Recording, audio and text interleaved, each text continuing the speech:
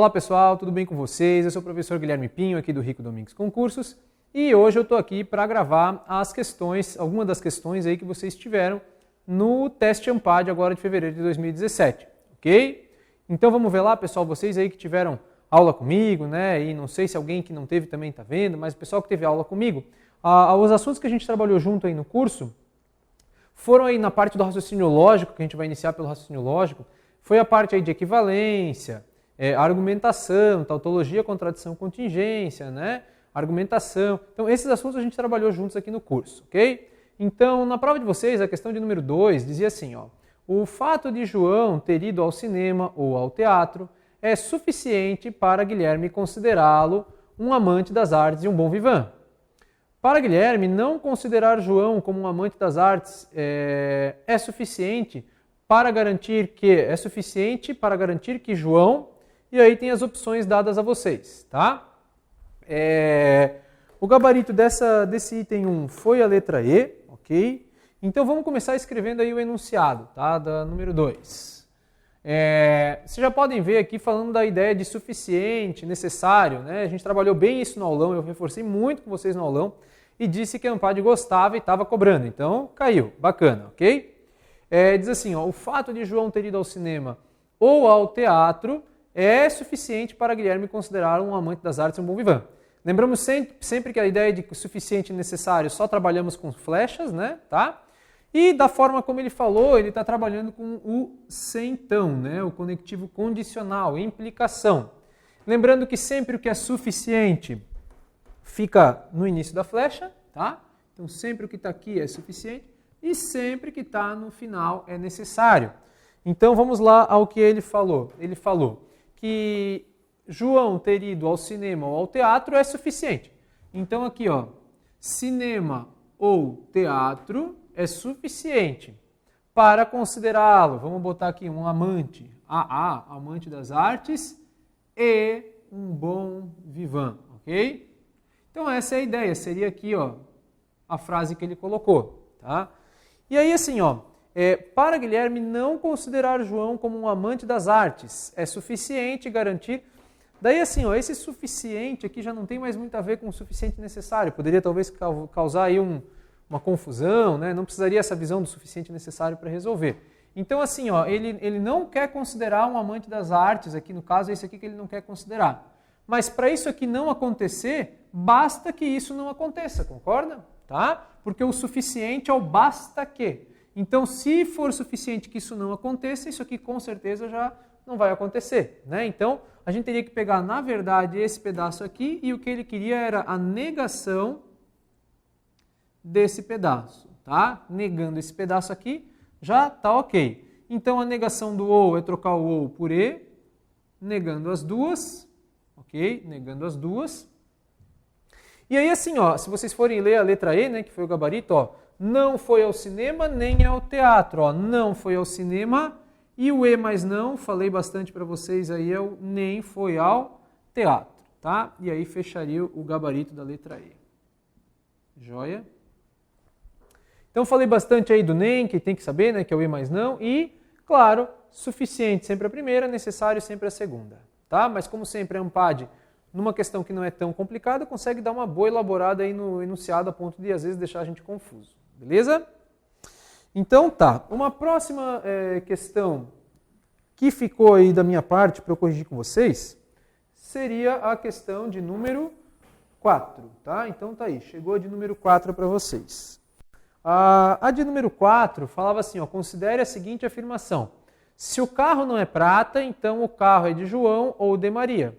A contraposição da afirmação é logicamente equivalente à seguinte proposição. Muito boa, tá? Muito legal mesmo essa questão. Primeira coisa, né?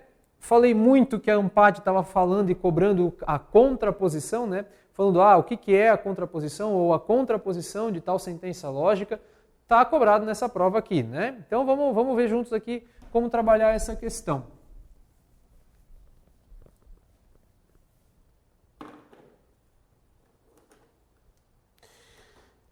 Diz assim, então, se o carro não é prata, então o carro é de João ou é de Maria. Vamos escrever essa proposição aqui na forma de conectivos, né, na forma lógica. Aí. Então, o carro não é prata. Então, não é prata. Então, o carro é de João ou o carro é de Maria. Tá? Então, está aqui escrito assim com conectivos, etc. O que eu sempre dou de dica para vocês, que eu falei muito durante o nosso curso, que foi o seguinte, ó. Tem flecha e outro conectivo, põe um parênteses aqui e deixa a flecha para fora. Mesmo porque ele pede a contraposição da afirmação dada é logicamente equivalente. Gente, contrapositiva é a equivalência do se então com o próprio conectivo se então. Fazendo o quê, pessoal? Invertendo a ordem e negando as duas. Então o não P vai para trás, P. E esse J ou M viria para frente negado, né? Ó, vamos deixar aqui em evidência, ó, J ou M. Só que eu tenho que negar, e negar o ou é trocar o ou por E, negando o J, negando o M, né? Negando as duas. Então, P. A ideia seria isso aqui, ó. Isso aqui é a contraposição da afirmação. Aí assim, o aluno vai lá para as alternativas e vai ver assim, ó, o carro é ou. E aí aqui tem se, ó, C e C. Então é aqui mais ou menos que eu tenho que olhar. E tem que ver assim, ó, dessa forma, né? Se não, o carro não é de João e não é de Maria, então o carro é prata. Então olha só, se o carro é de João ou não é de Maria, tá errado, pessoal, tá? Esse ou não é para estar aqui. Qual é o conectivo que eu tinha que ter? O E. Então a D já está errada. Se o carro não é de João nem é de Maria, ó, aqui começou a melhorar. Ó, se o carro não é de João, de novo aqui, ó, o nem é de Maria, então o carro é prata. Só que aí a gente vai ler aqui, ó, então o carro não é prata. Aí nessa hora deve ter dado uma confusão na cabeça de vocês, né? Mas pessoal, é o seguinte, não está correto o que eu li ali. Tá? Então a D e a E não são equivalências. Ah, mas essa é a contraposição e ele queria a equivalência com a contraposição. Aí é que vem a sacada, tá, pessoal? Na verdade, observem aqui o que ele fala. A contraposição da afirmação dada é logicamente equivalente. Ou seja, ele diz assim, que qual é a equivalência, ó, logicamente equivalente, da contraposição, né? Ó, a contraposição da afirmação é logicamente equivalente a... Ou seja, eu tinha que primeiro achar a contraposição, que é a que está aqui em vermelho. Essa seria a contraposição, a contrapositiva. E ainda achar a equivalência da contrapositiva. Tá? E aí assim, ó, ele acaba cobrando a equivalência do se então com o ou por tabela. Ó, beleza? Então, ó, do se então para o ou. Lembra lá então como é que era? Ó, do se então para o ou negava a primeira ou mantinha a segunda. Mantenho o P aqui. Só que eu tenho que negar a primeira, tá? E negar a primeira é negar toda aquela frase ali em cima. Fazendo passo a passo, deixei em evidência. Agora, negar o E, trocar o E por ou. E negar as duas, ou seja, fica J ou M ou P. Então, essa daqui, ó, que é a negação, a equivalência, perdão, da contraposição, é o que eu tenho que achar ali. Então eu tenho que achar assim, ó, o carro é de João, ou é de Maria, ou é prata. Vamos ver aqui, ó, o carro é de João, ou é de Maria, ou o carro é prata. Ok? E aí fecha o gabarito que está na letra A. Né? Então ele não queria exatamente a contraposição, ele queria a equivalência da contraposição. Joia? Tudo bem? Ah, eu podia ter ido direto daqui para cá. Opções de cada um. Né? Cada um visualiza de uma certa forma aí as proposições lógicas. Tá bom? Vamos adiante então, pessoal. Fizemos a 4, agora vamos para a 7, uma questão bem bacana também. 7. Diz assim, sejam E e F, né? E de PQ, F de PQ, duas proposições lógicas compostas a partir das proposições lógicas simples P e Q. Tais que a proposição condicional E, então não F, é uma contradição. É necessariamente uma tautologia a proposição lógica dada por. Putz, essa questão aqui, pessoal, olha, essas duas que eu resolvi até agora, legal, bacana, muito bem elaborada. Mas essa daqui eu achei interessante que ele trouxe uma ideia que a gente fala no curso e às vezes o aluno acaba passando meio reto, né? Mas olha só que interessante, então ele dá essa proposição. Esse negócio de E, P e Q, não importa, tá? É assim, é como se fosse um E, então não F. Ele só floreou, tá? Então assim, ó. é como se fosse a proposição se E, então não F. Essa é a proposição que ele deu. Ok? Aí olha só que interessante, isso aqui que é interessante. Ó, ele diz que isso aqui é uma contradição. O que ele quer dizer quando é contradição? Contradição, tautologia, contradição, contingência. Tautologia, tudo verdade. Contradição, tudo falso. E contingência, uma mistura. Mas quando ele diz que é uma contradição, ele está dizendo assim, ó, que o valor lógico disso aqui é falso. Ok? E aí olha só o que ele pergunta. É necessariamente uma tautologia? Contradição é tudo F. E o que ele quer? Ele quer necessariamente uma tautologia, ou seja, quer tudo V.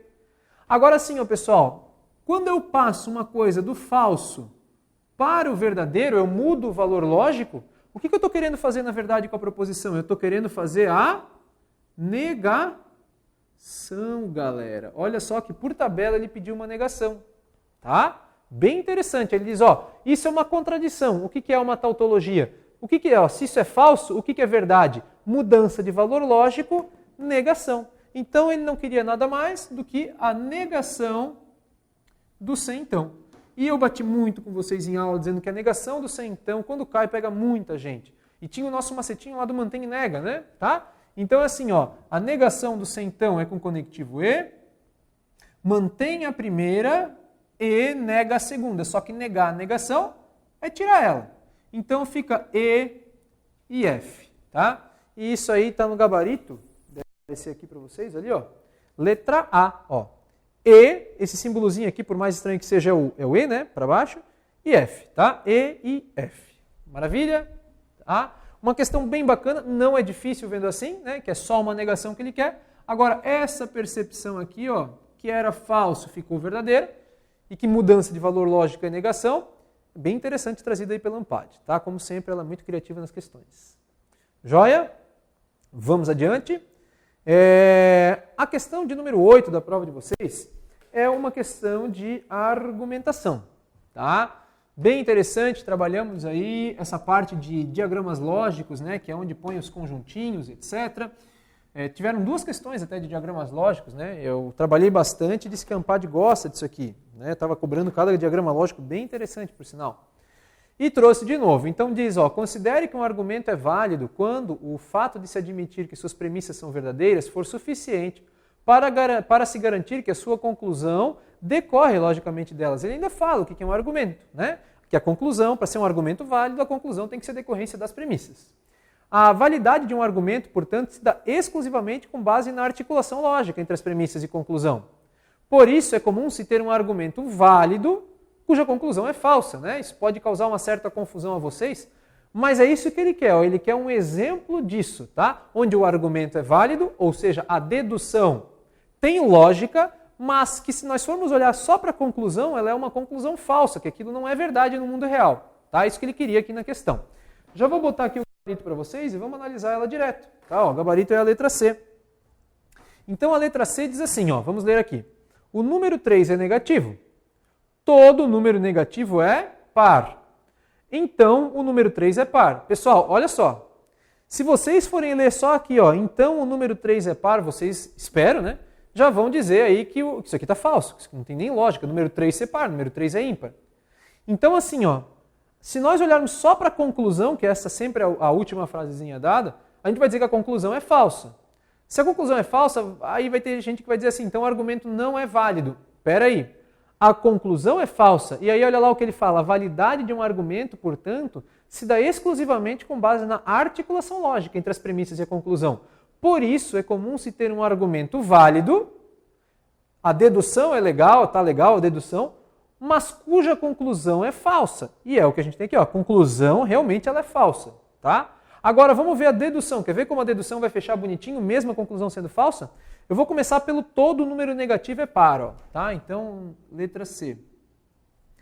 Todo número negativo é par, tá? Todo negativo é par. Aí ele fala assim, ó, o número 3 é negativo. É só um elemento, né? Então não vamos fazer uma bolinha, vamos fazer um X, ó. O número 3 é negativo, ó. Aqui estaria o número 3. Tudo de acordo com o que ele falou. Número 3 é negativo, não importa se é verdade. Para ver se a argumentação está válida, pensa só no que ele está falando e vê se vale.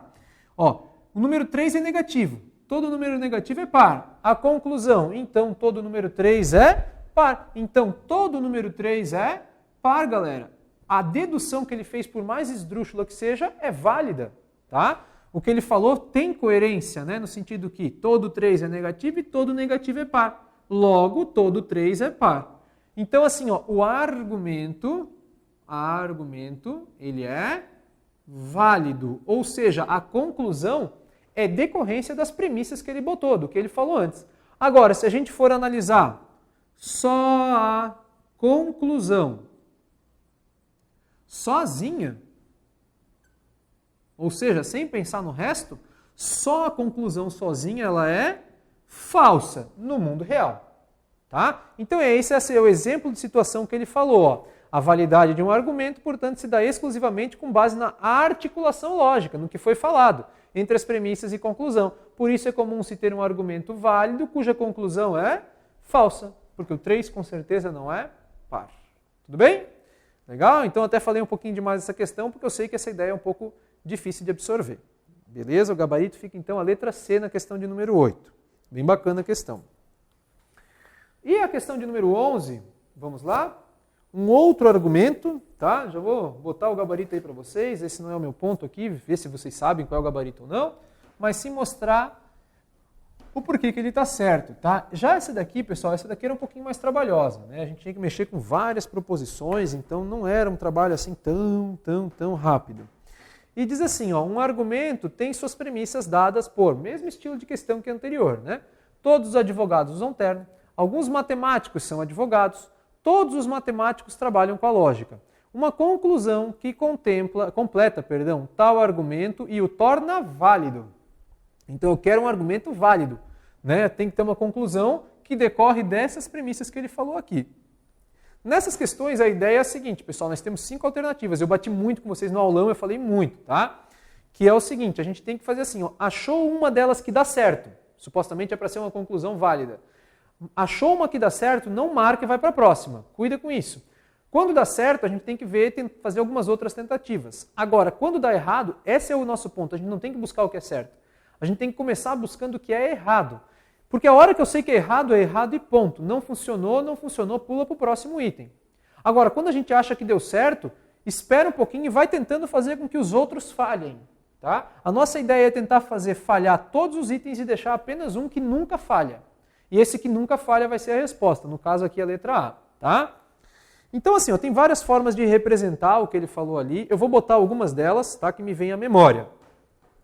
Então assim, ó, a letra B diz assim, uma das conclusões possíveis é alguns que não trabalham com lógica são advogados. A gente tem que tentar fazer todas essas letras falhar. Então eu vou deixar a A por último, que é a correta, e vou mostrar para vocês uma situação onde falha cada uma das letras. Tá? Então olha só, para fazer falhar a B, tá? Ó, aqui eu estou analisando a B, eu vou escrever o que ele me deu aqui em cima da seguinte forma, ó, tá? Eu botei aqui, né? Deixei preparadinho. Primeiro eu vou começar escrevendo assim, ó, alguns matemáticos são advogados. Então, ó, alguns matemáticos são advogados. Seria essa representação, né? Com um pedacinho de intersecção. Daí agora eu vou escrever aqui o seguinte, ó. Todos os advogados usam terno. Uma das formas de escrever isso aqui seria assim, ó. Todos os advogados usam terno. E pelas minhas anotações aqui, ó, esse aqui falha da seguinte forma. Agora faltou colocar esse aqui, ó. Todos os matemáticos trabalham com a lógica. Então assim, para todos os matemáticos trabalharem com lógica, basta que os matemáticos estejam dentro e o conjunto lógica esteja fora, de alguma forma. Tanto faz qual forma, tá? Então eu vou escrever esse lógica da seguinte maneira, ó, assim. Lógica, tá? Então, todos os matemáticos trabalham com a lógica. Aí agora vamos ler a alternativa B. Alguns que não trabalham com a lógica são advogados. A gente tem que ver se isso funciona nesse diagrama aqui. Presta atenção. Alguns que não trabalham com lógica. Não trabalhar com lógica é estar fora da lógica, aqui ou aqui. Alguns que não trabalham com lógica são advogados, pessoal, não tem nada a ver, né? Tá vendo? Ó, o conjunto de advogados está aqui e esses alguns que não trabalham estão todos para fora. Então, esse é um dos diagramas que eu monto e digo que a letra B dá falso. Falhou, ponto. Não vai mais voltar. Vamos para a letra C. tá? O problema é quando dá verdade que tem que cuidar um pouquinho ainda, beleza? Então esse daqui mostra que a letra B falha. Vamos para a letra C. A letra C, ele quer verificar se a conclusão, todos os matemáticos que não são advogados não usam terno. Quer verificar se isso aqui sempre funciona. A gente até sabe que não. Aí eu vou usar as mesmas 3 premissas, só vou escrever de um outro jeito para a gente ver que a letra C falha, tá? Então aqui, ó, pelas minhas anotações, foi o seguinte que a gente faz. Quer ver? Ó? Eu vou começar com os matemáticos e advogados aqui, ó.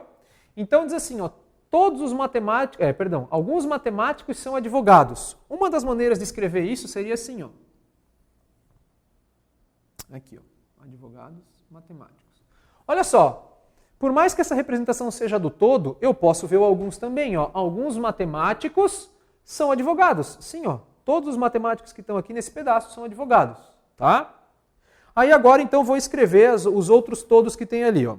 O próximo que eu vou botar vai ser o seguinte, ó, o do terno. Todos os advogados usam terno.